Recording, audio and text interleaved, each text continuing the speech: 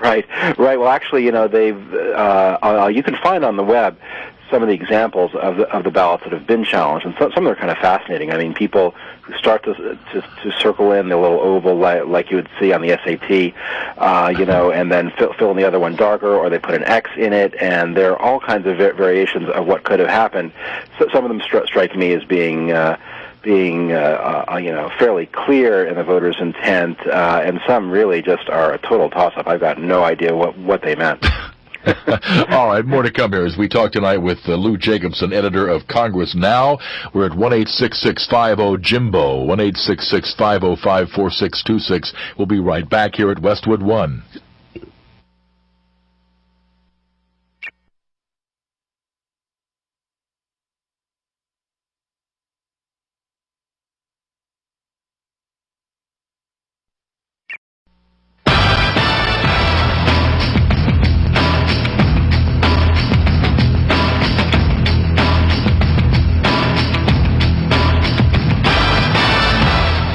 Welcome back. This is the Jimbo Hannon Show at 1-866-50-JIMBO, 1-866-505-4626. We're talking with Lou Jacobson.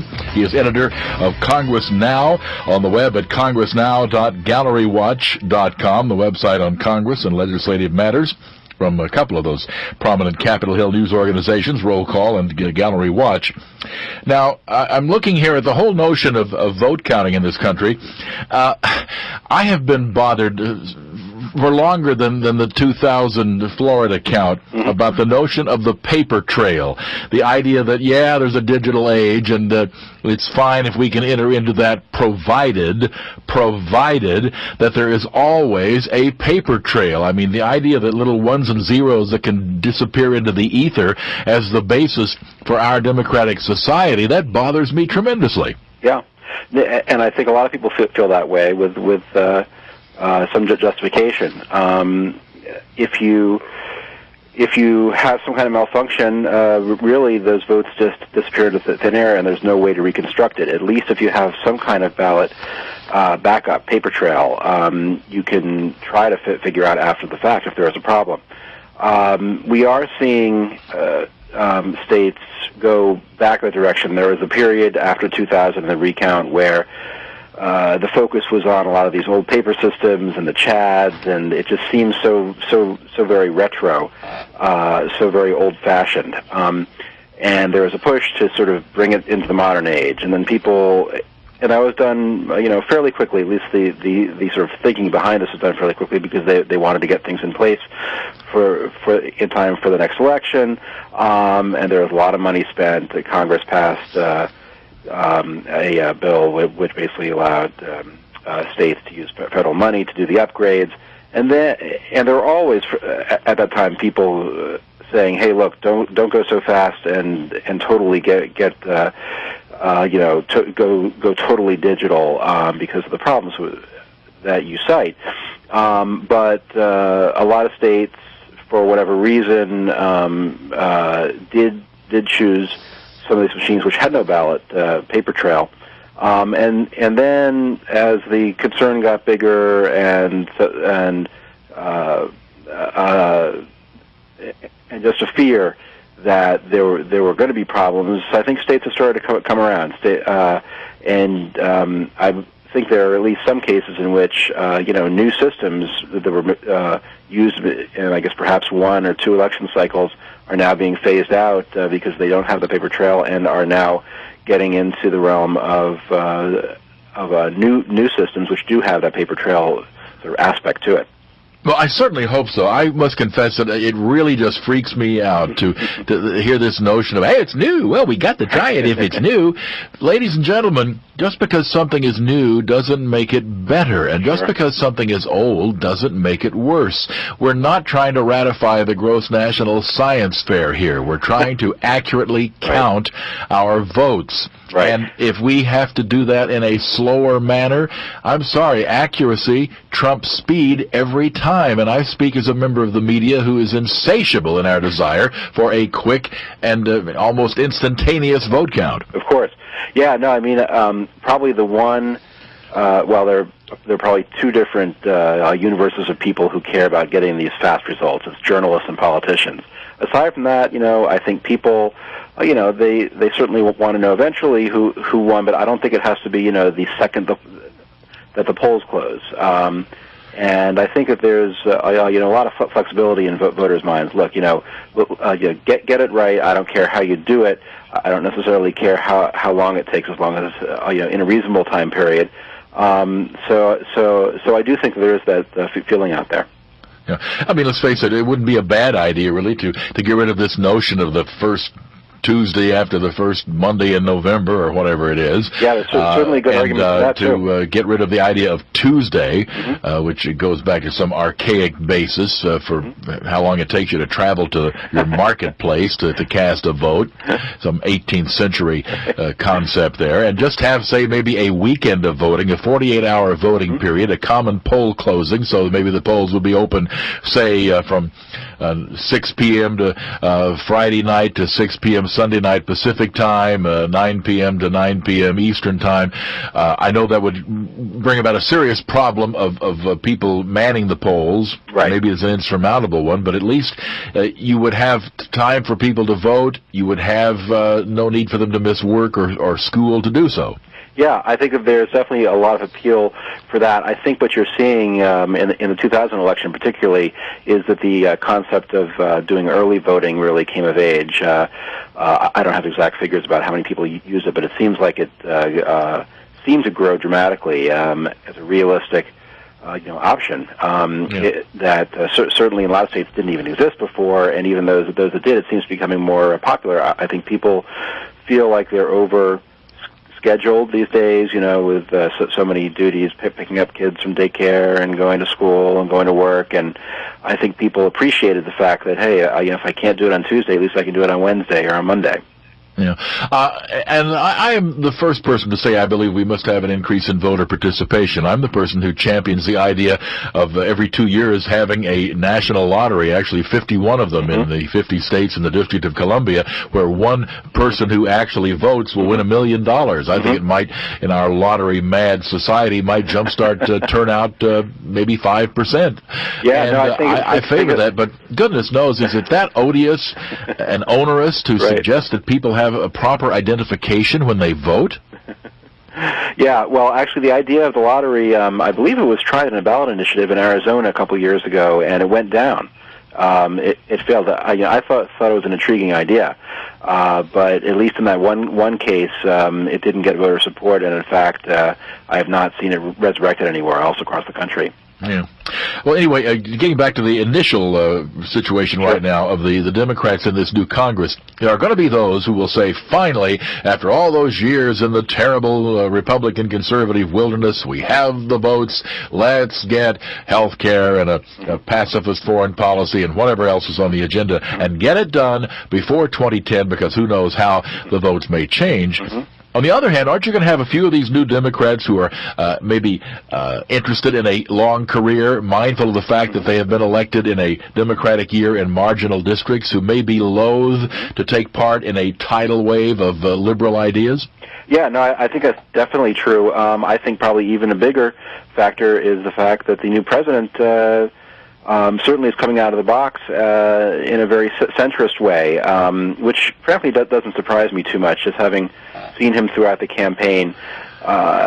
He sort of temperamentally, to me, particularly as the campaign wore on, never gave off the signal that he was going to, even though his theme was change, he never seemed to favor the most radical solution. He always seemed to be someone who liked to sort of calmly think about his response and not just go off half-cocked. And I think that in terms of the folks he is appointing to his cabinet and his aides in the White House, he seems to be going on a more centrist approach, stylistically and substantively. And so I think that even if Congress, was eager to make some sort of radical change, or even somewhere between a moderate and a radical change, I would say that he would try to push back against that, even to the point of vetoing things. But I don't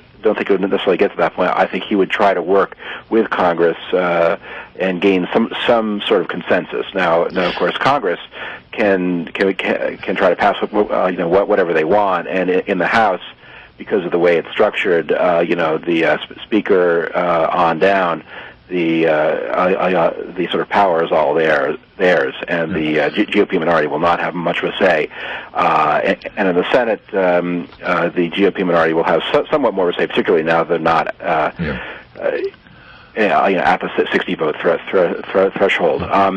So I would see both Congress and the President being a little bit more on the cautious side, particularly right now, given the state of the economy. I don't think they want to suddenly embark on grand new guarantees of spending and benefits. Their first task is to get the economy straightened out. We'll come back and we'll talk some more here with our guest tonight, Lou Jacobson, editor of Congress Now, on the web at congressnow.gallerywatch.com. 1-866-50-JIMBO is our number, 1-866-505-4626. We'll be right back.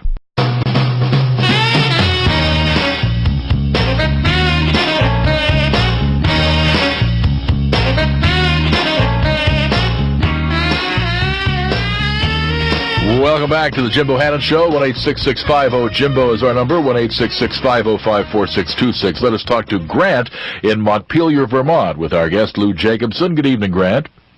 Good evening. I have two quick questions. Okay. One is, how come we can't have a national rules for elections rather than state by state? Wouldn't that make more sense? Same rules for everyone? I guess you would have to change things considerably in terms of the law. I'm not even sure if constitutionally that would be allowed, Lou. I believe constitutionally the sort of place and manner of elections is left up to the states. Now, there is obviously some degree of power that the federal government has, obviously setting the day of the election. But most of that stuff really does sort of devolve to the states, and you'd have to basically pass a constitutional amendment, I believe, to do that. Yeah, I think do you think that would make sense? I think some of these things might be able to be done short of doing that, but it would take a lot of political will to do that, and it's tough because I tend to think electoral type of movements are not usually top on people's list. Obviously the economy, issues of war and peace tend to be, very serious motivators of people. And while, people might say, yeah, it might be better to vote this way, I think it's very hard to get a sort of grassroots movement organized to really put on political pressure to do that. Yeah. And I'm not sure personally that there is that much of a compelling need to do so. I mean, just making things neater and less messy is not necessarily a virtue in a free society. What was your second question there, Grant? Okay, well, about how Congress functions is the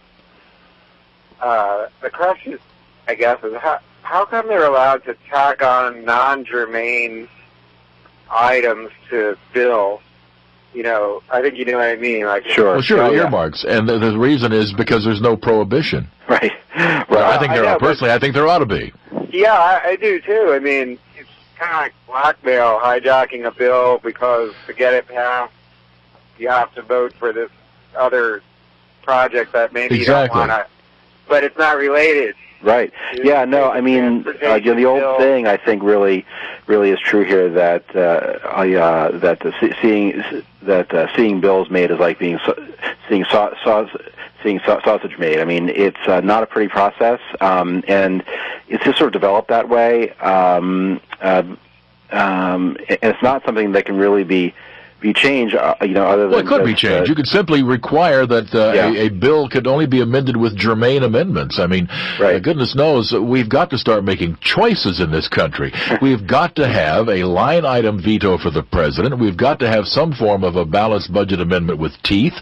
And we've got to have an end to earmarks, or we are just going to simply deficit ourselves to death in this country. Yeah, well, basically it boils down to the politicians, having the power, and it's just very hard to get them to change that. It's such an insider thing. Again, here, like the voting question, I don't necessarily see a lot of people getting angry about this, and unless there's widespread anger about something, Congress often does not act. Yeah, and I would note, and thank you for your call, by the way, Grant. I would note that frankly, I have never seen that as an argument. I mean, I've not had that many members of Congress who represent me who say, hey, I bring home the bacon. I consider that a reason to vote against somebody. And how venal and selfish are we if we can live in a country with the problems we have and say, wow, look what Senators Byrd or Stevens brought home. I mean, I think that's un-American as hell. Yeah, well, it does win votes, though, and it sends them back every year. It wins votes from people who are frankly lousy Americans, in my humble opinion. One other thing that we should talk about here, I think, about the idea of the liberals maybe who backed Obama, who gave him his initial thrust against Hillary Clinton, now seeing Bob Gates retained at the Pentagon and a host of other appointments. I think if I were George Soros, I would start already thinking about bankrolling a liberal challenge to Obama in 2012 in the primaries. Well, certainly I could see how people might feel that way. For better or for worse, I do think Obama has a bit of running room here. We've come through 8 years of George Bush, who was even more thoroughly reviled by folks on the left. And he's not even sworn in yet. He's still got, 40-odd days until then. I think that he will have still something of a honeymoon, just because he will stop the kind of rightward drift we saw in the Bush years, and so I do think there will certainly be some grumbling, but I don't see it as a serious threat yet. Now, obviously, if 6 months or a year goes by and the economy isn't better and he hasn't done all kinds of other things, he could face some more serious gripes. But just things like he will be choosing probably a Supreme Court justice or two in the next 2 or 3 years.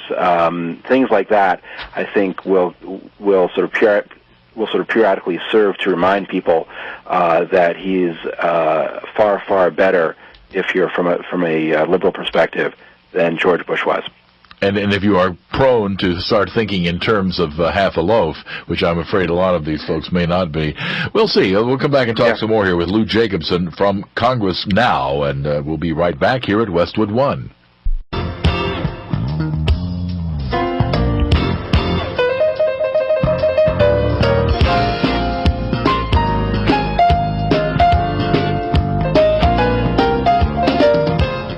Our guest is Lou Jacobson, editor of Congress Now, as we continue on the Jimbo Hannon Show, and we're talking a bit about this new Congress. Now, there is the issue of the use of power. When you're in the majority, to a certain extent, how much power you have and how you use it is discretionary. You can be velvet-gloved or with a fist of iron with your opponents. What's been the record so far, in your view, of the Pelosi-Reid leadership of Congress treating Republicans in comparison with when the Republicans were in power and how they treated Democrats? It's a good question. I think that's a clearer case in the House, just because of the way the rules are structured in the House. I think they're probably broadly similar. I think one could make the argument that things were a little bit more pro-majority, anti-majority in the GOP years, but I don't think it's a sort of black and white issue. I think both parties have taken full advantage of the powers that they have. And have used every opportunity to make sure that the minority doesn't get a chance to either